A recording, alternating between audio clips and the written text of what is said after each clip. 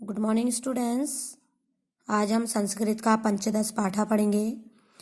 पंचदश अर्थात 5 और 10 15वां पाठ। परस्परम आश्रिता। परस्परम का अर्थ होता है निरंतर या लगातार, आश्रिता में से रहने वाले। ठीक है, तो एक स्टोरी है, कहानी है, इसको पढ़ेंगे हम। इसमें पेड़ पौधे और पक्षियों के आपस में रहने की बातचीत कही गई है। ठीक है, स्टार्ट करते हैं। एकम सुंदरम वनम अस्ति। एकम का अर्थ एक, सुंदरम सुंदर, वनम जंगल, अस्ति का अर्थ होता है एक सुंदर जंगल है। सामने पिक्चर में दिख रहा है। तत्र अनेकाः वृक्षा लता गुल्मा च सन्ति। तत्र का अर्थ होता है वहाँ, अनेका अनेक प्रकार के, वृक्षा पेड़ पौधे, लता बेल, गुल्मा झाड़ियाँ, च सन्ति चौ का अर्थ होता है और, संति में से हैं, तो वहाँ अनेक प्रकार के वृक्ष हैं जैसे लता और झाड़ियाँ आदि हैं। सिंह भल्लुकः गजः सुकरः हरिण्यादयः च पशवः शेनः शुकः पिकः तित्रः गृध्रादयः पक्षिणः च निवसन्ति। वहाँ पर जो पशु हैं वो कौन कौन से हैं? सिंह का अर्थ शेर, भल्लुक का अर्थ भालू, गजा का अर्थ हाथी, शुकर का अर्थ सुअर, हरिणादय का अर्थ हिरन, च पशु और पशु हैं, इतने पशु हैं। और पक्षियाँ कौन कौन सी हैं? शेन का अर्थ होता है बाज, सुक का अर्थ होता है तोता, पिक का अर्थ होता है कोयल, तितिर का अर्थ होता है तितिर, गृध्रादय यानी कि जो चील होते हैं उनका वहाँ पर समूह, पक्षिणः च निवसन्ति। यहाँ पर इतने तरह के पशु और पक्षी रहते हैं। कहाँ? इस जंगल में। एकदा तरुण वृक्षा परस्परम वदन्ति। एकता का अर्थ होता है एक बार, तरुण वृक्षा का अर्थ होता है छोटे छोटे पेड़ पौधे, परस्परम में से आपस में, वदति में से बोलते हैं। जो एक बार क्या होता है छोटे छोटे एक बार क्या होता है छोटे छोटे जो पेड़ होते हैं वो आपस में बात करते हैं। अरे अस्मत् आश्रिता पशु पक्षिणा सर्वत्र मलमूत्रादिकम कुर्वन्ति प्रदूषणम च उत्पादयन्ति।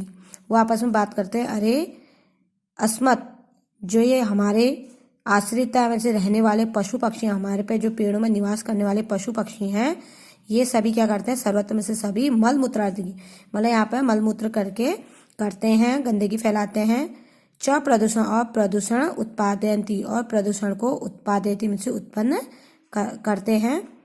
तस्य दुर्गंधेन तु श्वास ग्रहणम अपि कठिनम भवति।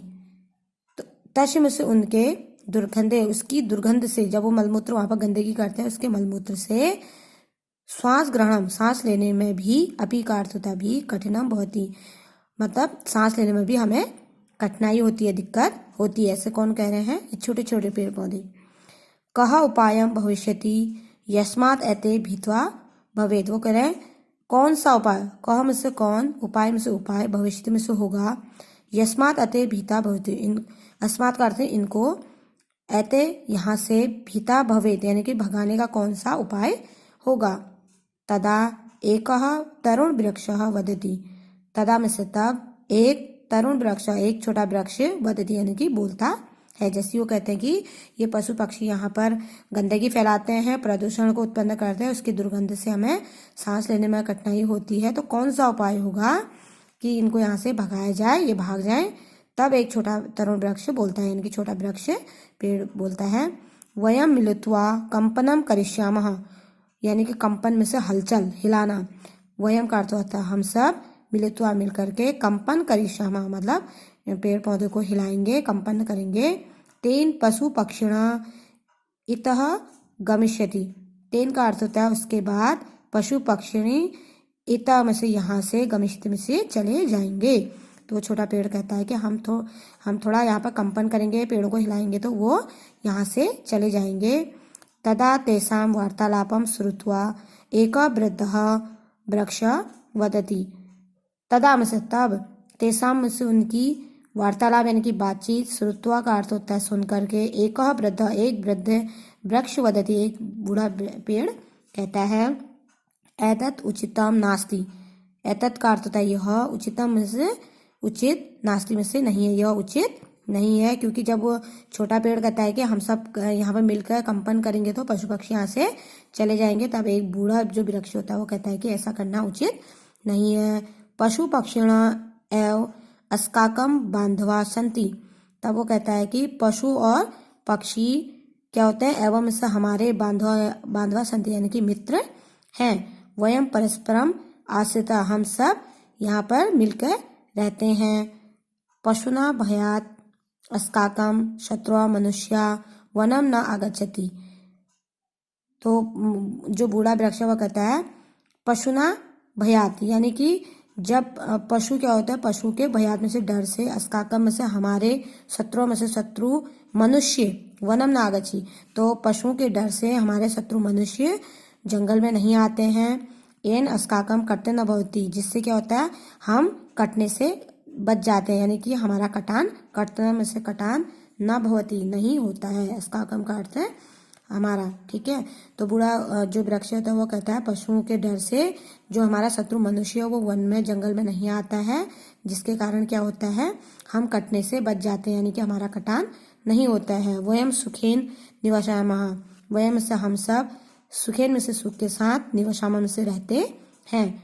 पक्षिणा यत्र तत्र बीजाणि प्रचिपन्ति एनः, और पक्षी क्या करते हैं, यत्र तत्र यानी कि इधर उधर क्या करते हैं, बीज प्रचिपन्ति एनः मतलब बीजों को इधर उधर फेंकते हैं, बिखेरते हैं।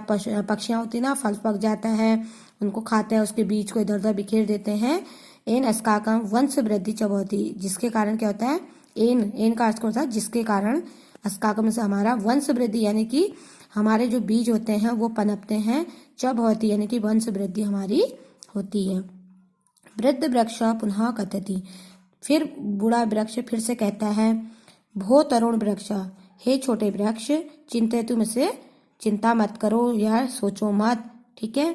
यदि अस्काकम कृत्वा मानवा अत्र आगच्छामि, यदि अस्काकम में से हमार को, कर्तका में से काटने के लिए, मानव में से मनुष्य, अत्र का अर्थ होता है यहाँ, आगमिष्यन्ति का अर्थ होता है आते हैं, यदि मनुष्य हमें काटने के लिए यहाँ आते हैं, तर्हिं किम भविष्यति, तब क्या होगा, तरही का अर्थ तब, किम का अर्थ क्या, भविष्य में से होगा।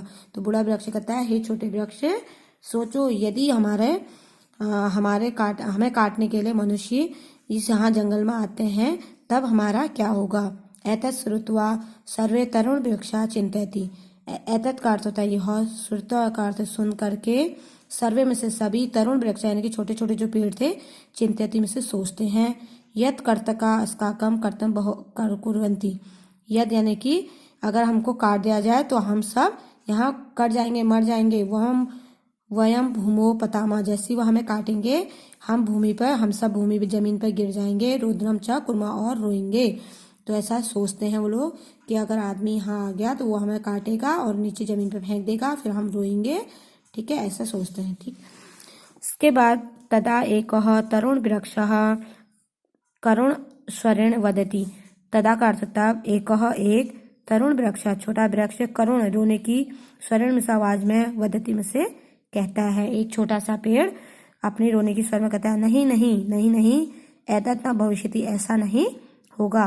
पशु पक्षिणा अस्काकम कृते लाभदायक अपि सन्ति, कहता है कि नहीं नहीं ऐसा नहीं होगा, पशु और पक्षी हमारे क्या हैं, लाभदायक भी, हमारे लिए बहुत लाभदायक हैं। लाभदायक अपि सन्ति मतलब अपि का अर्थ भी, सन्ति का अर्थ है लाभदायक में से हमारे लिए बहुत लाभदायक है। अतः वयम सर्वे मिलित्वा निवसामः, अतः वयम का अर्थ हम सब, सर्वे में से सभी लोग, मिलित्वा में मिल करके, निवसामः में से रहेंगे, हम सब मिल करके रहेंगे। एतत् श्रुत्वा वृद्ध वृक्ष प्रसन्न भवति, ऐसा सुन करके जो बूढ़ा वृक्ष था वो प्रसन्न भवति का अर्थ होता है। तो ऐसा सुन करके वो प्रसन्न होता है, कौन, बूढ़ा वृक्ष, ठीक है। तो बच्चे ये था आज का चैप्टर, और बाकी आपको ये वर्ड मीनिंग खुद पढ़ने हैं। अब यहाँ पर लिखा प्रश्न है, वने के निवसंती, तो वन में कौन कौन रहते थे, तो यहाँ पर लिखा है वने निवसती, कौन कौन रहते थे, सिंहा, भल्लुका, गजा, शुकरा, तो पशु और पक्षी यहाँ पर रहते थे। तो मैं इसको खुद कराऊंगी, ठीक है। सेकेंड है तरुण वृक्षा परस्परम किम वदति, तरुण वृक्ष आपस में क्या करते हैं, कहते हैं कि हम हमारे जो बात करते हैं, यहाँ पर लिखा है ना कि ये मलमूत्र करते हैं, आपस में बातचीत करते हैं, ताकि आप हमारे सांस लेने में दिक्कत होती है, ऐसी बातचीत करते हैं, ठीक है।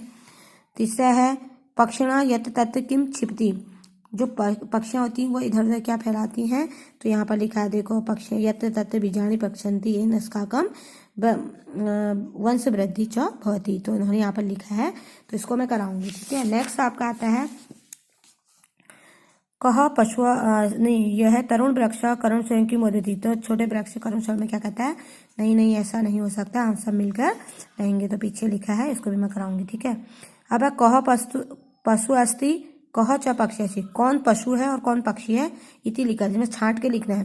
यहाँ पर कुछ नाम दिए हैं, जो पशु उनके नीचे लिखोगे और पक्षी को उनके नीचे। यहाँ पर रिक्त स्थान है, पीछे से देख के भरोगे, मिलान वाला है तो पीछे से मिला के करोगे, ठीक है।